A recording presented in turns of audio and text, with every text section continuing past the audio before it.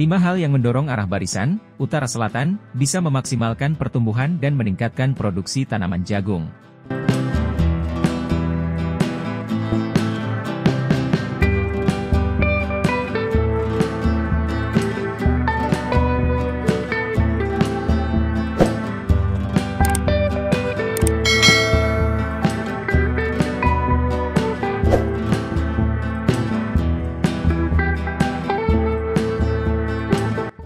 Jagung merupakan tanaman C4, dan merupakan tanaman pangan penting yang memberi pangan masyarakat dunia, karena menghasilkan biji-bijian dalam jumlah tinggi. Selain itu, jagung juga berperan besar dalam industri, yaitu sebagai bahan baku utama dari industri makanan, makanan ringan, pakan ternak, kosmetika, kimia, farmasi dan energi. Perlu diketahui bahwa, tanaman jagung, dalam kehidupannya, menuntut banyak cahaya dan sumber daya lingkungan lainnya, terutama budidaya tanaman jagung di lahan intensif. Respon tanaman jagung terhadap lingkungan merupakan faktor penting yang mempengaruhi pertumbuhan, perkembangan dan hasil tanaman. Arah sinar matahari, ketersediaan air, arah dan intensitas angin, serta ruang untuk tumbuh merupakan parameter lingkungan terpenting yang mempengaruhi efisiensi dan proses metabolisme dalam tanaman jagung.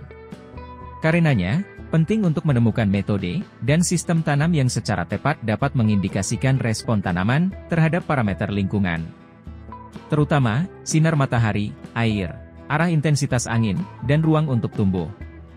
Selanjutnya, hasil beberapa penelitian yang dirilis pada jurnal sampai tahun 2022 menyatakan bahwa arah barisan yang paling baik untuk penanaman jagung, terutama di dataran, hamparan, atau tidak berkontur tinggi adalah utara selatan. Paling tidak, ada 5 hal yang mendorong arah barisan utara selatan bisa memaksimalkan pertumbuhan dan meningkatkan produksi tanaman jagung, yaitu A. Meningkatkan efektivitas pemanfaatan sinar matahari. B. Meningkatkan efisiensi penggunaan air. C. Mengurangi kompetisi dengan gulma. D. Meningkatkan daya tahan batang dari rebah. E. Menyempurnakan penyerbukan. Hal ini membuktikan bahwa dengan perubahan sistem tanam, yaitu membuat pertanaman jagung utara selatan, akan memaksimalkan pertumbuhan, dan akhirnya bisa meningkatkan produksi. Argumentasinya adalah 1. Meningkatkan efektivitas pemanfaatan sinar matahari. Hal ini bisa terjadi, karena dengan arah barisan utara selatan, memungkinkan semua helaian daun mendapatkan porsi penyinaran matahari yang sama dari setiap tanaman, di mana energi dari sinar matahari akan dimanfaatkan dalam proses fotosintesis. Renggangnya penutupan tajuk oleh tanaman antar barisan, telah membuka peluang dan memungkinkan celah untuk masuknya sinar matahari ke helaian daun tanaman lainnya.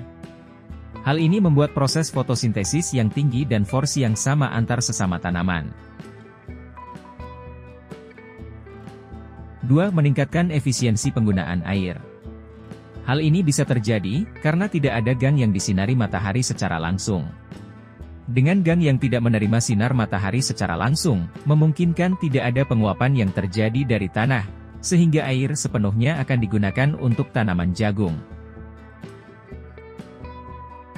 3. Mengurangi kompetisi dengan gulma.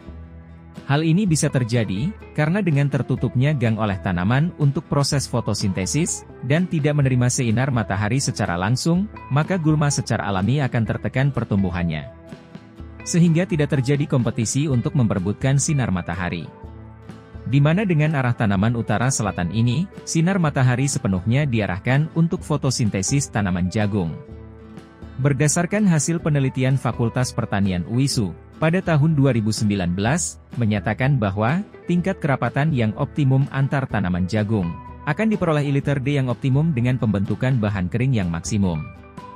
Artinya jarak tanam yang rapat akan meningkatkan daya saing tanaman terhadap gulma karena tajuk tanaman menghambat pancaran cahaya ke permukaan lahan sehingga pertumbuhan gulma menjadi terhambat. Di samping juga laju evaporasi dapat ditekan. 4. Meningkatkan daya tahan batang dari rebah. Batang tanaman menjadi tahan rebah, hal ini bisa terjadi karena semua arah angin akan diarahkan oleh tanaman melalui gang. Selain itu, tanaman akan saling menopang antara yang satu dengan yang lainnya, sehingga tanaman akan menjadi lebih kuat karena saling mendukung, selain tanaman telah mengarahkan angin ke dalam gang.